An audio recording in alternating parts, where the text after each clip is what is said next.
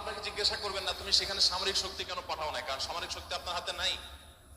আল্লাহ আপনাকে এটা জিজ্ঞেস করবেন না। আল্লাহ আপনাকে বলবেন না তুমি মানবিক সহায়তা নিয়ে শত শত হাজার হাজার টন কেন খাবার পাঠাও নাই সেখানে, কারণ এই ক্ষমতা আপনার হাতে নাই। আল্লাহ এটা জিজ্ঞেস করবেন না। আল্লাহ জিজ্ঞাসা করবেন তোমার হাতে একটা ইহুদি পণ্য তোমার বাসায়, তোমার টয়লেটে, তোমার বেডরুমে, তোমার প্রত্যেকটা জায়গা, কখনো সাবানের নামে, কখনো শ্যাম্পুর নামে, কখনো লোশনের নামে, কখনো চকলেটের নামে, কখনো ড্রিঙ্কস এর নামে, কখনো রেস্টুরেন্টের ফাস্ট ফুডের নামে, তোমার বাসার প্রতিটা কক্ষে কক্ষে প্রতিটা টয়লেটে তাদের পণ্যগুলো শোভা পেয়েছে। এই পণ্য বেচা টাকা দিয়ে তারা বোমা হামলা করে মানুষ মেরেছে।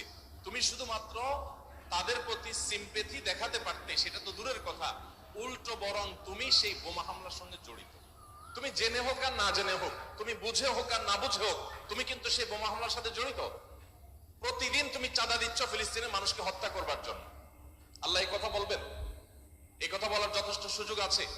প্রতিদিন আপনি চাঁদা দিচ্ছেন। আমি একটা পেস্ট কিনতেছি না, আমি একটা বোমা হামলার জন্য টাকা ইনভেস্ট করছি বা চাঁদা দিচ্ছি। প্রতিদিন বাংলাদেশের প্রত্যেকটা মানুষের কাছ থেকে, প্রতিটা মানুষের ঘর থেকে ওরা চাঁদা তুলে নিয়ে যাচ্ছে। আপনি মনে করছেন মুদি দোকানে গিয়ে আমি মালামাল কিনে আনছি। আল্লাহর কসম করে বলছি এটা মালামাল কিনা না। এটা আপনি দেখছেন মালামাল কিনা, আমি এটাকে মালামাল কিনা দেখছি না।